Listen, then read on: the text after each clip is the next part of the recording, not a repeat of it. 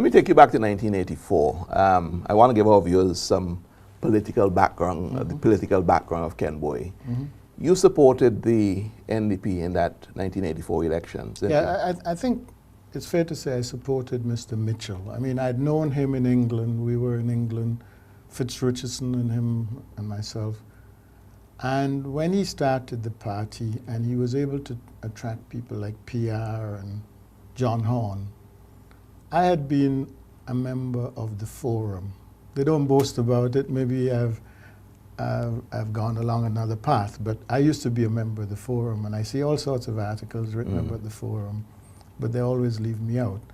I think in those days, those guys went a little left, not because they believed, I don't think they believed in communism. I think they believed that the Reagans of this world and the far right were racist, and therefore their heart was with Soviet Russia. And I remember saying to them one day, look guys, one day a Russian is going to rescue an American in space, and they would become friends, and we would be left behind. My philosophy was always black ownership. I had this thing that black people do not own enough. So when Mr. Mitchell came, and there were a couple of Labour Party's candidates, ministers, who had got a little bit out of hand, it was easy for people, upward-moving people like myself, to support Mr. Mitchell. So yes, I supported Mr. Mitchell. And you went for them again in 1989 when in 89, I did a little home with 15 seats. A little tongue-in-cheek. I had a little concern about the biscuit factory because I knew it couldn't work. It was a pie-in-the-sky project. Yeah, it was a pie-in-the-sky project. I don't see how you could have brought in flour from the States, make biscuits, and ship it back to the States cheaper than you could have done it in the States. But again, I voted. By and large, you went for them in 1989.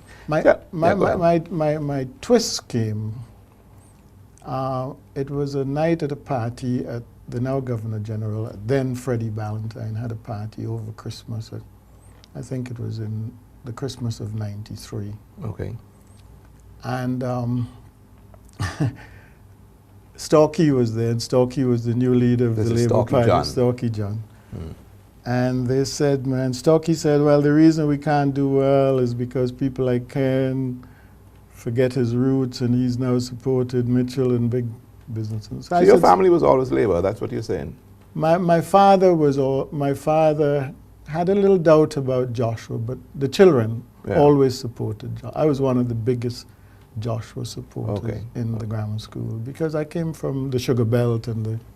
Right. But Storkey thought I didn't help enough. And in '94, the other thing about '89 that bothered me, I used to travel the Caribbean a lot. And I was a little concerned about the one-party democracy. Because it was 15 seats. It 15 was seats, de facto one-party state.